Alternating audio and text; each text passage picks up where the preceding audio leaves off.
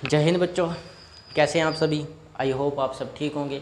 मैं हूं आपका प्यारा भाईजान, जो आपको केमिस्ट्री अच्छे से पढ़ाता है, बिल्कुल आसान भाषा में पढ़ाता है और बच्चों की भाषा में पढ़ाता है। एक तरह से आप बोल सकते हैं आपको बच्चों की तरह मैं पढ़ाता हूं, ठीक है। As a student, as a teacher नहीं, एज अ स्टूडेंट, ठीक है। इतना समझ आया? हाँ सर, समझ आ गया। अब मेरी बात ध्यान से सुनो। मैं बोलता हूँ कि हमें कोई चीज़ है, हमारे पास कोई मेटल है, एक एसिड में डाल दे, ठीक है। एसिड में हमने मेटल को डाल दिया, ठीक है। और उस एसिड को और मेटल को डालने के बाद हमसे पूछा जाता है कि क्या ये रिएक्शन होगी या ये रिएक्शन ना होगी। अब कैसे पता कर सकते हैं? अब आपसे क्वेश्चन डायरेक्ट पूछा गया है कि अब मुझे बताओ कि हमारे पास कोई कॉपर की वायर है, नहीं कॉपर की कोई मान के चलो मेटल है, हमने उसको सल्फ्यूरिक एसिड में डाल दिया है, कोई भी एसिड सल्फ्यूरिक एसिड में डाल दिया है, क्या वह रिएक्शन होगी या क्या वह रिएक्शन नहीं होगी? हमें वो बताना है कि होगी या नहीं होगी। दोनों में से कोई एक रिएक्शन, एक चीज़ हमें बतानी है, कंसीडर करना है, बताना है। अब आप लोग सोचोगे यार क्या हो सकता है, क्या हो सकता है। अब कई बच्चों के दिमाग में आएगा, जो बुढ़ बंद हो गए, वो कैसे सोचेंगे यार रिएक्शन करनी है तो होगी ही भाई, बिना रिएक्शन के तो काम ही नहीं चलेगा, ठीक है। लेकिन कुछ समझदार भी होंगे, वो बोलेंगे नहीं होगी। क्यों क्यों नहीं होगी? उनको कैसे पता चला कि नहीं होगी? उनको इसलिए पता चला, उनको डाउट इसलिए हुआ क्योंकि उनको ये वाला तरीका पता था, ये तरीका पता था। तो क्या तरीका है हम समझते हैं। देखो, उनको ये तरीका पता था, इसलिए वो बता पाए कि रिएक्शन नहीं होगी। अब हमारे पास यही क्वेश्चन है, मैं ऐसे क्वेश्चन करवाने वाला हूँ, यही क्वेश्चन है हमारे पास, क्योंकि हम इलेक्ट्रोकेमिस्ट्री कर रहे हैं। इलेक्ट्रोकेमिस्ट्री में मैंने आपको इलेक्ट्रोकेमिकल सीरीज़ कराया था, सीरीज़ के बाद मैंने उसके क्वेश्चंस कराए थे।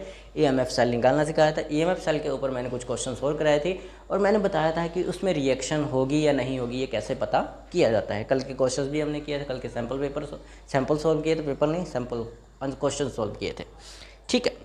अब मेरी बात ध्यान से सुनो, क्वेश्चन की तरफ चलते हैं। ये पहला क्वेश्चन आपका है, वो मैंने जो बात कही थी, जो आपको पहले बताया मैंने कि ऐसे ऐसे जो एग्जांपल दिया था, आपको उसका आंसर बताना है, ठीक है, होगी या नहीं होगी, ठीक है। यहाँ से समझ लो पहले। अब हमारे पास कल मैंने आपको बताया था ये चीज़ और ये चीज़, अगर वैल्यू 0 से छोटी होगी तो क्या रिएक्शन होगी? यहाँ पर रिएक्शन नहीं होगी, यहाँ पर रिएक्शन होगी, ठीक है। यहाँ पर रिएक्शन होगी, यहाँ पर नहीं होगी। इस चीज़ को ठीक कर लो, ठीक है। दूसरी बात, जब भी पॉजिटिव वैल्यू आए वहाँ पर रिएक्शन नहीं होगी। एएमएफ की अगर वैल्यू पॉजिटिव आ रही है, 0 से बड़ी आ रही है, तो इसका मतलब वहाँ पर रिएक्शन बिल्कुल नहीं होगी, not possibility for reaction, okay, ठीक है। वहाँ पर कोई रिएक्शन की पॉसिबिलिटी नहीं होगी। लेकिन नेगेटिव वैल्यू आ रही है ईएमएफ की तो होगी ऑब्वियसली। अब हम क्वेश्चन की तरफ चलते हैं, कैसे सॉल्व करना है। ये तो पता चल गया कि हाँ, कब वैल्यू कौन सी आएगी तो होगी, कब वैल्यू कौन सी आएगी नहीं होगी, ठीक है, ये हमें समझ आ गया। लेकिन हमें ये समझना है अब कि इसको चलो हमने कर दिया, एग्ज़ाम में कैसे करेंगे। अब एग्ज़ाम में देखो कैसे करना है। अब देखो, आपके पास बोला गया है कि predict reaction of 1 Newton and sulphuric acid with copper, lead and iron. आपने 3 चीज़ें दी गई है, आपको 3 मेटल्स दी गई है, इनकी रिएक्शन करवानी है आपने सल्फ्यूरिक एसिड के साथ। किसके साथ करवानी है? सल्फ्यूरिक एसिड के साथ। लेकिन आपको कंसेप्ट पता होना चाहिए, तभी कर पाओगे, ठीक है। कंसेप्ट मैं समझा चुका हूँ, ठीक है, रिपीट करके दोबारा समझ लो। अब मेरी बात ध्यान से सुनो, क्वेश्चन देखते हैं। सबसे पहले आपको इनकी रिएक्शन करनी होगी, रिएक्शन करनी होगी। तो सबसे पहले आप करो सल्फ्यूरिक एसिड को रिएक्ट कॉपर से, क्योंकि सबसे पहला क्वेश्चन कॉपर का है, तो कॉपर को करेंगे। हमने किया कॉपर को रिएक्ट, कॉपर को रिएक्ट करने के बाद क्या हुआ कि ये जो SO4 है, ये जो कॉपर है, ये H2 को रिप्लेस कर देगा, हाइड्रोजन गैस को रिप्लेस कर देगा। क्या कर देगा? हाइड्रोजन गैस को रिप्लेस कर देगा, आप उसकी जगह पर बैठ जाएगा। और जब ये उसकी जगह पर बैठ जाएगा तो इसके साथ कंबाइन हो जाएगा। अब यहाँ से क्या हो रहा है कि हाइड्रोजन गैस बाहर से निकल रही है, हाइड्रोजन गैस क्या कर रही है? बाहर से निकल रही है। अब मैंने आपको बताया था रिडक्शन और ऑक्सीडेशन कैसे पता करना है, मैंने ये भी बताया था। अब ईएमएफ ऑफ सेल आपको पता करना है। जैसे ये क्वेश्चन यहाँ पर गड़बड़ी हुई है, तो मैं इसको सही करना चाहूँगा, ठीक है। यहाँ पर मैं लिख देता हूँ E nought of cathode minus of E nought of anode, ठीक है। ये मैं लिख देता हूँ एनोड और कैथोड के बारे में, ठीक है। आपको ईएमएफ ऑफ सेल निकालना है इस रिएक्शन का, ईएमएफ ऑफ सेल निकालना है इस रिएक्शन का, पूरा ईएमएफ निकालना है, ठीक है, तो कैसे निकालोगे, आपको एनोड और कैथोड पता होना चाहिए कि एनोड साइड कौन सा होगा, कैथोड साइड कौन सा होगा, ये पता होना चाहिए। तो सबसे पहले हम देखेंगे कि इनमें से सबसे ज़्यादा रिडक्शन कहाँ पर हो रही है, क्योंकि जहाँ पर सबसे ज़्यादा रिडक्शन होगी वहीं पर सबसे ज़्यादा क्या होगी, कैथोड होगी। यानी कि मतलब क्या है, जहाँ पर रिडक्शन होती है वहाँ पर कैथोड होता है, ठीक है। कैथोड साइड हमेशा रिडक्शन होगी। तो कैथोड साइड रिडक्शन कैसे पता करेंगे, देखो जो हमारे पास ईएमएफ सेल होता है, ये ईएमएफ हमें गिवन है, हम लिख देते हैं इसको H positive plus of H, ठीक है, इसको लिख देते हैं 0 वोल्ट है, क्योंकि 0 वोल्ट ही होता है। अब हाइड्रोजन का अगर ये 0 वोल्ट है, हाइड्रोजन का हमारे पास 0 वोल्ट है और कॉपर का 0.3 वोल्ट है, तो सबसे ज़्यादा रिडक्शन कहाँ होगी, जहाँ पर सबसे ज़्यादा पॉजिटिव चार्ज होगा। तो सबसे ज़्यादा पॉजिटिव चार्ज कॉपर के पास है, तो रिडक्शन यहाँ होगी। तो ये आ जाएगा 0.34 कैथोड की जगह पर। क्यों कैथोड की जगह पर, क्योंकि पॉजिटिव चार्ज बहुत ज़्यादा है, बहुत ज़्यादा पॉजिटिव चार्ज है हाइड्रोजन की अपेक्षा में। तो इसका मतलब ये कैथोड पर आएगा और ये एनोड पर से गैस निकलेगी, एनोड से गैस निकलेगी। अब ये नेगेटिव पॉजिटिव वाला आप याद मत रखो कि नेगेटिव पे हमेशा एनोड होता है और कैथोड पे पॉजिटिव, ऐसा नहीं है, ठीक है। इससे पता नहीं चलेगा, आपको रिडक्शन और ऑक्सीडेशन से पता करना पड़ेगा कि कहाँ ऑक्सीडेशन हो रही है, कहाँ रिडक्शन हो रही है। जहाँ ऑक्सीडेशन होती है वहाँ पर एनोड होता है, जहाँ पर रिडक्शन हो रही है वहाँ पर कैथोड होता है, ये याद रखना है, सिर्फ पॉजिटिव नेगेटिव भूल जाओ, ठीक है। अब देखो आप मेरी बात ध्यान से सुनो, अब ये है 0, क्योंकि एनोड पर कौन है, हाइड्रोजन, हाइड्रोजन तो 0 है, ठीक है। तो ईएमएफ ऑफ सेल क्या आ गया हमारे पास, 3.4 पॉजिटिव वैल्यू। अब ये बताओ, ये ईएमएफ ऑफ सेल 0 से बड़ी है या छोटी है, बताओ। अब बड़ी है या छोटी है ये बताओ मुझे, बड़ी है या छोटी है, भाई बड़ी है तो यहाँ पर रिएक्शन नहीं होगी। क्या नहीं होगा, यहाँ पर रिएक्शन नहीं होगी, इन दोनों की आपस में नहीं बनेगी, ये दोनों एक दूसरे से नफरत करेंगे। प्यार मोहब्बत के बीच नफरत चलती है सर, एक दोस्त की बन जाती है, हमारी नहीं बनती तो हमें जलन बहुत होती है, नफरत होती है उससे, होता है, लेकिन जब टूटती है तब ज़्यादा खुशी होती है ना। चलो छोड़ो उसको, अपने क्वेश्चन की तरफ आते हैं। इतना समझ आ गया, तो अब देखते हैं अगला क्वेश्चन, इसको समझो, लिखो, कुछ भी करो इसके साथ। हम अगले क्वेश्चन की तरफ चलने वाले हैं, लीड की तरफ। किसकी तरफ, सेकंड पॉइंट हमारा है लीड, लीड। इसको लिखो, पहले इसको लिखो, लिखना बहुत ज़रूरी है।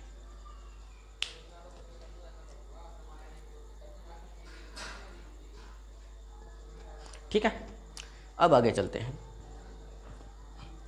लीड जो होता है वो पीबी होता है, और आपको इसका ईएमएफ दिया हुआ है, मैं ईएमएफ ही लिख देता हूँ, PB2 positive of PB is equal to -0.113, ये आ गया आपका वोल्ट, ठीक है। इतने वोल्ट ईएमएफ सेल आपको गिवन है।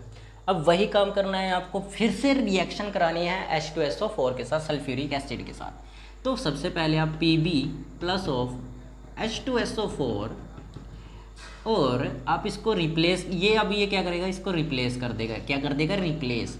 तो रिप्लेस जब करेगा तो यहाँ पर बन जाएगा PbSO4, ठीक है, प्लस ऑफ H2 गैस बाहर निकल जाएगी, क्या निकल जाएगी, H2 गैस बाहर निकलेगी, ठीक है। सेम कंडीशन होगी क्योंकि ये रिप्लेस एक दूसरे को कर देंगे। अब होगा क्या, आपको इनका ईएमएफ सेल निकालना पड़ेगा। ये ईएमएफ सेल निकालने के लिए भी वही कंडीशन होगी। अब ये माइनस में है, अब मेरी बात सुनो, सबसे ज़्यादा रिडक्शन कहाँ पर है, यहाँ पर गेम है, यहाँ पर गेम चेंज है। देखो अब बताओ मेरे को सबसे ज़्यादा कहाँ पर है, भाई मैं तो आप लोगों से ही पूछूंगा, मैं नहीं पूछने वाला, ठीक है। मैं किसी से नहीं पूछूंगा, मैं तो आप लोगों से ही पूछूंगा। बताओ मुझे क्या होगा इसमें, रिडक्शन ऑक्सीडेशन कहाँ क्या होगा, बताओ बताओ बताओ बताओ।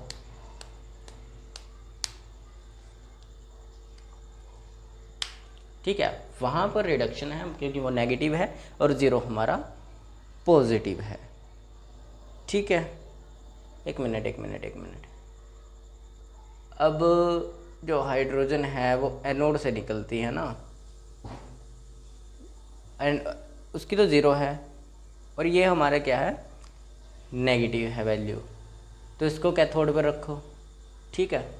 इसको कैथोड पर रखा 0.13 वोल्ट, ठीक है। अब यहाँ पर बहुत इसलिए नहीं लग रहा, मैं बता रहा हूँ, कब सोच रहे होगे कि पॉजिटिव वाला कहाँ गया कंसेप्ट है। अभी तो कहा था कि जितना ज़्यादा पॉजिटिव उतनी ज़्यादा रिडक्शन होगी, मैंने सही कहा था। लेकिन एक बात याद रखो, यहाँ पर कोई पॉजिटिव वैल्यू हमारे पास नहीं है, जीरो पॉजिटिव नेगेटिव कुछ नहीं होता, जीरो पॉजिटिव नेगेटिव कुछ नहीं होता, ये याद रखना। तो ज़ीरो को तो हम कुछ मान नहीं सकते, पॉजिटिव नेगेटिव। अब चार्ज तो सिर्फ हमारे पास एक के पास है, क्योंकि यहाँ पर हाइड्रोजन के पास कोई चार्ज है क्या? है हाइड्रोजन के पास कोई चार्ज? हाइड्रोजन के पास नेवर भी चार्ज, इसके पास कोई चार्ज नहीं है, न्यूट्रल है, ठीक है। तो इसका मतलब इसके पास कोई चार्ज नहीं है, तो यहाँ पर हम मानेंगे इसको कैथोड वैल्यू में, क्योंकि वहाँ पर हाइड्रोजन जीरो पे रखा है, ठीक है। तो माइनस ऑफ ज़ीरो, ये तो माइनस है ही पहले से ही, इसको एनोड पर रख देंगे, क्योंकि हमें तो रिडक्शन चाहिए। तो अब हमें हमारे पास तो चार्ज इसी के पास है, जीरो के पास तो कोई चार्ज ही नहीं है, और चार्ज वाला दूसरा कोई है भी नहीं, तो इसको हम कैथोड पर रख देंगे। अब कैथोड पर रखने के बाद आपके पास सेल आता है नेगेटिव वैल्यू, और negative value always be less than of zero, ठीक है। तो लेस देन ऑफ ज़ीरो है, तो यहाँ पर रिएक्शन होगी, 100% गारंटेड है कि ये रिएक्ट करेगा। तो लीड हमेशा क्या करती है, H2SO4 के साथ रिएक्शन कर ली, ठीक है ना। अब ये बात याद रखना, जब आपके पास कोई चार्ज ना हो तब आपको क्या करना है। अब पॉजिटिव चार्ज यहाँ पर नहीं था, और याद रखना जीरो, सॉरी बच्चों बीच में कैमरा बंद हो गया था, ठीक है। तो अब हमारा कैमरा सही है, क्योंकि बीच में ना कर जाता है, हीटिंग की वजह से हो जाता है, ठीक है। लेकिन अब हम आगे कंटिन्यू करते हैं, मैं आपको दोबारा समझा देता हूँ। वैसे तो मैं क्वेश्चन तीनों करवा चुका हूँ, लेकिन बीच में टेक्निकल प्रॉब्लम होने के कारण ये बंद हो गया, तो मैं आपको समझा देता हूँ। आपको पता है कि लीड की आपको क्या करनी है, इसके साथ रिएक्शन करनी है H2SO4 के साथ, और मैंने आपको रिएक्शन करके दिखा भी दिया है, ठीक है। रिएक्शन कैसे होगी, एक दूसरे को रिप्लेस कर देंगे, H2 इसकी जगह पे आ जाएगा। इतना तो समझ आ गया आपके। अब दिया हुआ है ई नोट सेल ऑफ -0.13 वोल्ट, ठीक है। और आपको पता है, देखो मैं आपको एक बात दोबारा समझा देता हूँ।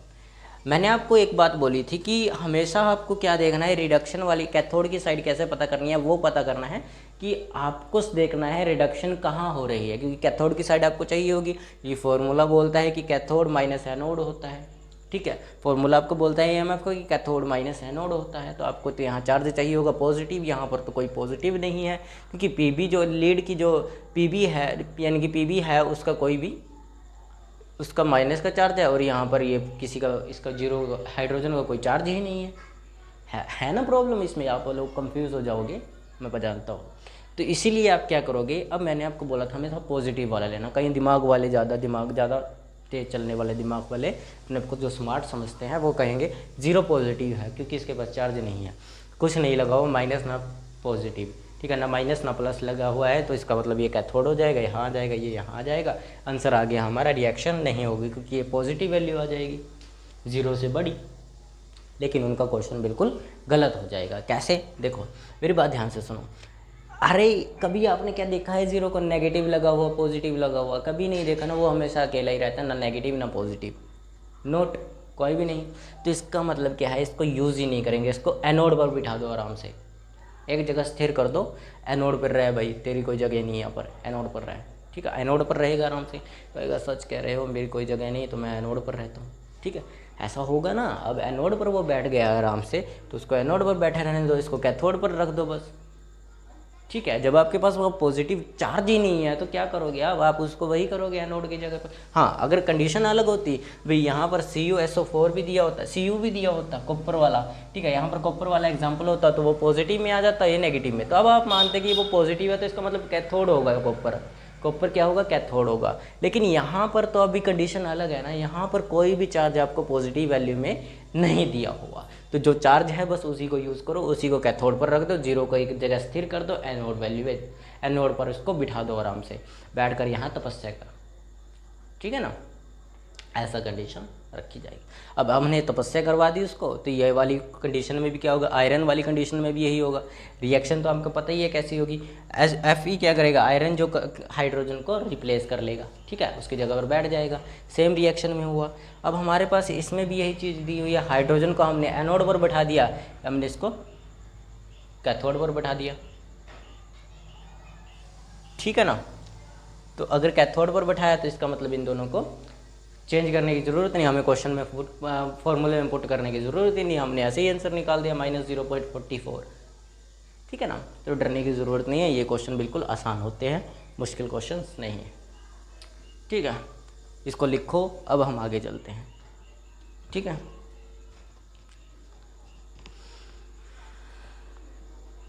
जल्दी लिखो, टाइम ना आए। चलो आगे चलते हैं। ठीक है, अब हम नेक्स्ट क्वेश्चन पर चलते हैं। मैं आपका नेक्स्ट क्वेश्चन यहाँ पर लिख देता हूँ, ठीक है, ताकि मुझे बीच में वीडियो को। चलो देखो, अब अगला क्वेश्चन है आपका कि can we store a copper sulphate solution in zinc vessel. क्या हम कॉपर सल्फेट है जो हमारा, ठीक है, कोई लिक्विड है, एसिड है मतलब, क्या हम उसको कॉपर के किसके जिंक के एक गिलास में या किसी डिब्बे में या किसी भी बिकर वगैरह में स्टोर कर रख सकते हैं। ठीक है, मैं आपको समझा देता हूँ, देखो डायग्राम से। ये कोई हमारे पास जिंक की वेसल, ठीक है, जिंक की वेसल है, ठीक है, जिंक की वेसल है। क्या हम इसमें कॉपर सल्फेट को स्टोर कर रख सकते हैं, CuSO4 को? ये हमें इसके अंदर बताना है। बताइए, हाँ कर सकते हैं क्या? नहीं कर सकते। कैसे पता चला? कर सकते हैं क्या? हाँ कर सकते हैं। कैसे पता चला? दोनों कंडीशन बतानी है। क्यों नहीं और क्या हाँ? क्या कर सकते हैं, क्या नहीं कर सकते, अभी आप लोगों को डिसाइड करना होगा। अब मैं आपको बताता हूँ कैसे पता किया जाएगा, क्योंकि हमने पिछले क्वेश्चंस में अभी सॉल्व किया था कि कैसे हम पता कर सकते हैं किसी चीज़ को रिएक्ट करने से कोई भी चीज़ जो है वो रिएक्ट करेगी या नहीं करेगी, उसके बारे में समझाया था या नहीं? यस, समझाया था भाईजान, समझाया था। क्या समझाया था मैंने उसमें? आपको देखो, मैंने आपको समझाया था, मान लो इसी क्वेश्चन को आप एक तरीके से अलग तरीके से ले, क्या कॉपर सल्फेट जिंक के साथ रिएक्ट करेगा या नहीं करेगा? मैं आपको ये क्वेश्चन देता हूँ, ठीक है, बताना है अब कि ये जो कॉपर सल्फेट है ये जिंक वेसल के साथ रिएक्ट करेगा या नहीं करेगा। क्वेश्चन सेम है, मीनिंग सेम है, काम सेम है, बस कंडीशन अलग है।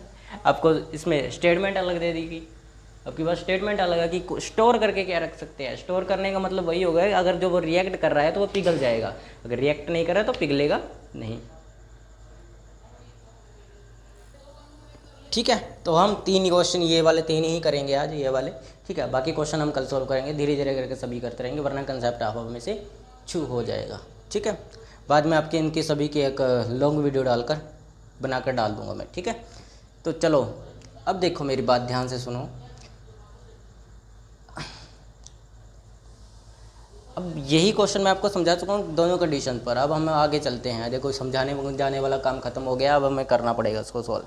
सबसे पहले सॉल्व करो कि इनकी रिएक्शन कैसे होगी। आपको दोनों का EMF दिया गया है। देखो, आपको इसमें किस किस की ज़रूरत पड़ने वाली, मैं रिएक्शन लिख ही देता हूँ। ए क्वेश्चन को सॉल्व कर रहे हैं, क्या कॉपर सल्फेट है CuSO4 plus of zinc vessel Zn है। ठीक है, अभी इनको करोगे तो Zn जो है वो इसको रिप्लेस कर देगा कॉपर को, तो ZnSO4 प्लस ऑफ Cu। ठीक है, ये रिएक्शन होगी। क्या होगी? ये रिएक्शन हो गई। अब बताओ क्या होगा, कैसे पता करोगे? कैसे पता करोगे? बताओ जल्दी से बताओ। अब मेरी बात सुनो ध्यान से, इसमें थोड़ी कंडीशन अलग लगानी है। अब ये सब आपने कर लिया, समझ गए, हो गया, ऐसा नहीं करना। अभी ये रिएक्शन समझ आ गई, रिएक्शन ऐसे ही होगी, एक दूसरे को ये रिप्लेस कर देगा। मेरी बात ध्यान से सुनना। अगर जो वेसल वाला मेटल, अब मेरी बात ध्यान से सुनना, अगर वेसल वाला मेटल कॉपर से ज़्यादा रिएक्टिव होगा तो वेसल घुल जाएगा, रिएक्शन नहीं होगी। कहने का मतलब ये है कि अगर कॉपर वेसल की मेटल से, जो वेसल मेटल की है, जो यानी कि ये डिब्बा जिसके अंदर हम कॉपर सल्फेट को स्टोर करने वाले हैं, अगर वह डिब्बा कॉपर सल्फेट से ज़्यादा स्ट्रॉन्ग होगा, ज़्यादा रिएक्टिव होगा, तो इसका मतलब वह रिएक्शन, यानी कि वो जो वेसल है वो पिघल जाएगी, कॉपर सल्फेट के साथ रिएक्ट कर जाएगी और पिघल जाएगी। ठीक है, समझे ना यार क्या होगा, देखो समझे ना या समझे हो तुम, समझा देता हूँ। देखो अब ये है कोई वेसल, अगर मान के चलो ये कॉपर सल्फेट से ज़्यादा रिएक्टिव है, कॉपर सल्फेट के साथ अच्छे से रिएक्ट हो जाती है, रिएक्शन कर जाती है और ये घुलकर इसके साथ पिघल जाती है भाई, पिघल गई। पिघलने के बाद ये बन जाएगा ऐसा लिक्विड। देखा ना प्लास्टिक का हीट के साथ पिघल जाती है, ठीक है, तो वैसे ही ऐसा पिघल कर ये ऐसा बन जाएगा, बिल्कुल लिक्विड बन जाएगा, यानी किसी में मिक्स हो जाएगा। अगर ये क्या होगा कॉपर सल्फेट के साथ, ये जो वेसल जिसकी डिब्बा जो ये डिब्बा है, अगर ये मेटल जो डिब्बे की मेटल है वो कॉपर सल्फेट के साथ ज़्यादा रिएक्टिव होगी, तो इसका मतलब क्या है, वो पिघल जाएगा, रिएक्शन कर जाएगा, ठीक है। और यही सेम केस होता है, ये हम पता कैसे कर सकते हैं, देखो मैं आपको बताऊँ तो कैसे पता कर सकते हैं हम कि कौन ज़्यादा रिएक्टिव है कौन कम रिएक्टिव है। मैं आपको देखो बताता हूँ, मैंने आपको अभी भी एक कंसेप्ट यानी कि एक क्लास छोड़कर, यानी कल की क्लास छोड़कर परसों की क्लास में मैंने समझाया था आपको, इधर समझा देता हूँ।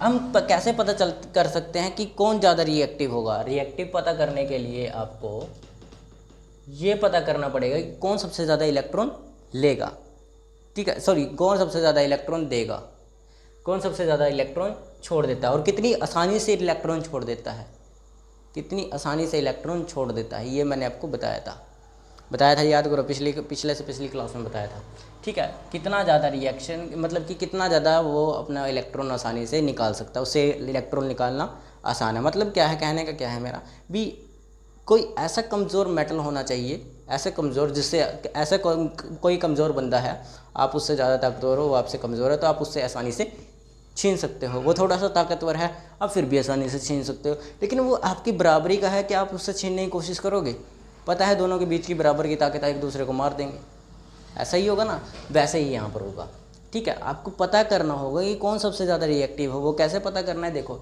जितना ज़्यादा ईएमएफ नेगेटिव होगा, जितना ज़्यादा ईएमएफ नेगेटिव होगा उतना ज़्यादा क्या होगा, वह रिएक्टिव होगा, जितना ज़्यादा माइनस में वैल्यू होगी। अब चलते हैं क्वेश्चन की तरफ, मैंने आपको क्या बोला था, अभी बोला था कि अगर कोई भी वेसल, यानी कि कोई वेसल का मेटल है, ये मेटल है, जैसे ये वेसल है, इसने क्या इसकी वेसल है, जिंक की वेसल है, ठीक है। ये वेसल किसकी है, जिंक की, Zn की, ठीक है। और इसके अंदर डाल रहे हैं हम कॉपर सल्फेट डाल दिया। अब हम देखेंगे ये कि कॉपर के ज़्यादा ताकतवर, ज़्यादा रिएक्टिव कौन होगा। अगर Zn जिंक जो है वो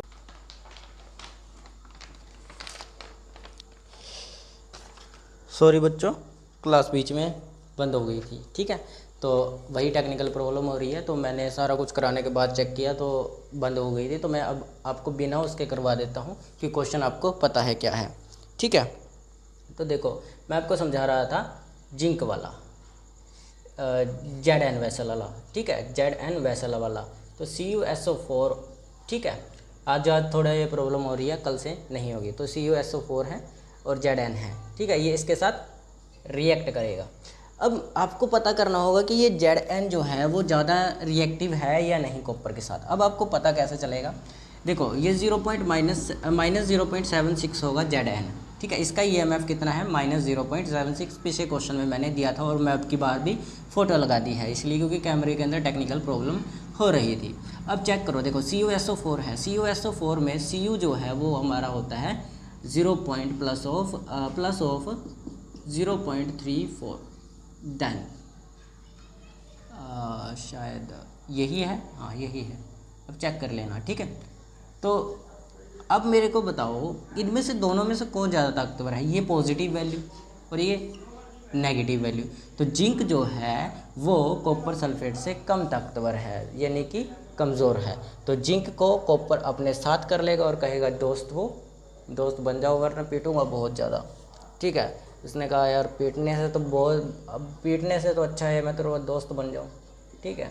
अभी इसको दोस्त बना लेता है अपने साथ और पिघल जाता है, ये इसके साथ रिएक्शन कर लेता है, मतलब Zn के साथ जो कॉपर सल्फेट है वो रिएक्ट करेगा, क्या करेगा, रिएक्शन करेगा, रिएक्शन होगी। और अगर रिएक्शन हो रही है तो हम इसको स्टोर कर कर नहीं रख सकते, स्टोर नहीं कर सकते। और वो आपको कारण पता है।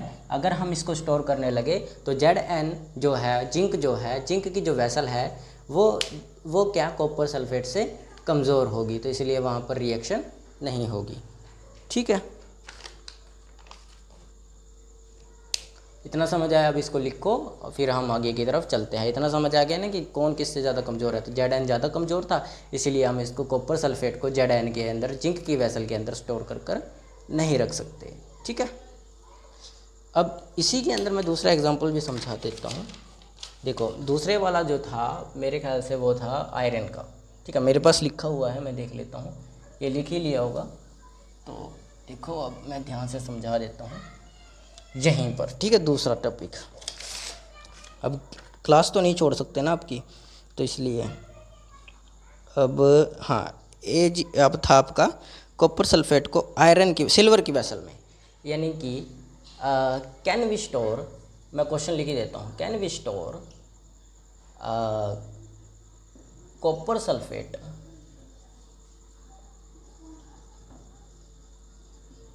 इन सिल्वर वेसल। क्या ऐसा कर सकते हैं? हाँ, देखो अब मैं आपको बताता हूँ कैसे। देखो आपको पता है Ag प्लस ऑफ CuSO4 अगर आप रिएक्शन करते हो तो ये इसको रिप्लेस कर देगा। तो AgSO4 प्लस ऑफ Cu, ये रिएक्शन होगी।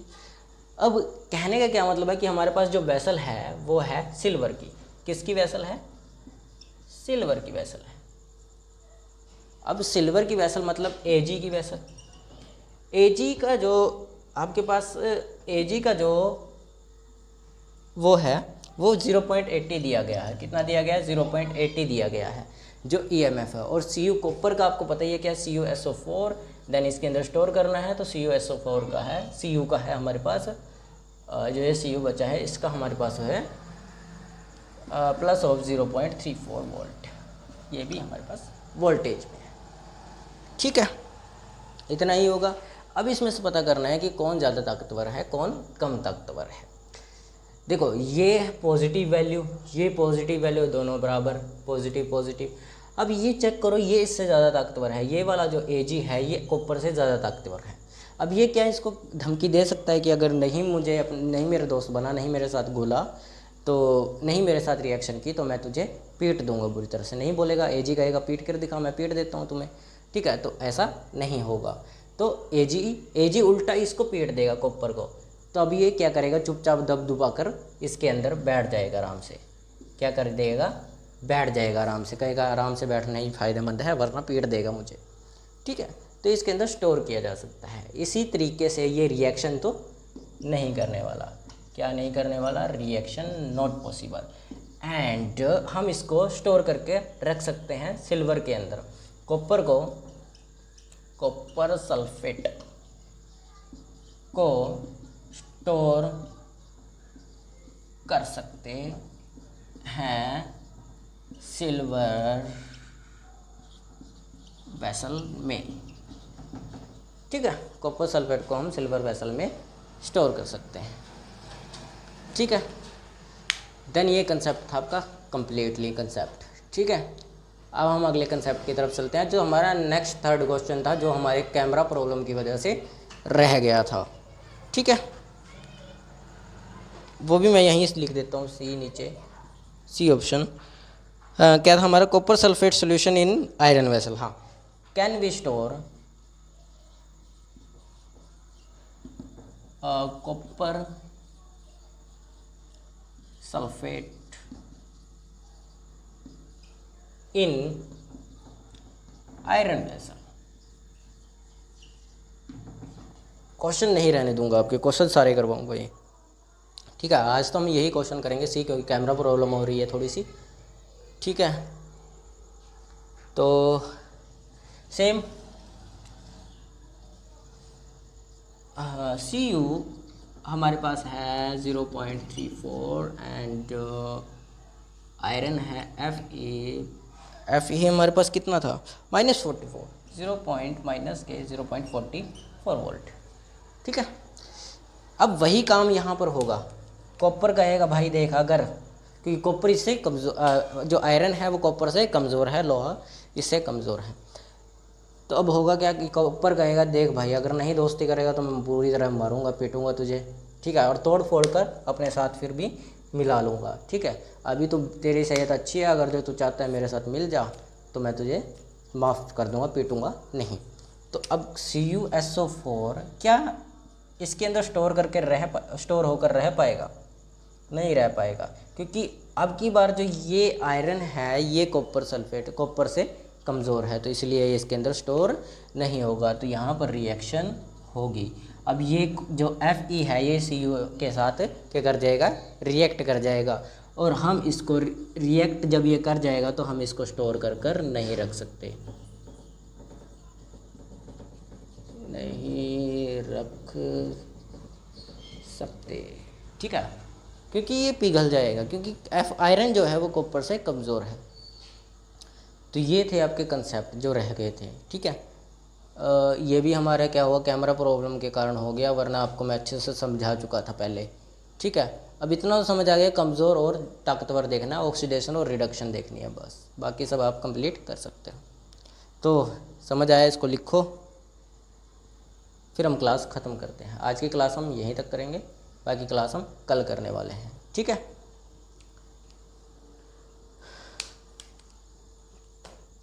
अब पूरी हुई क्लास।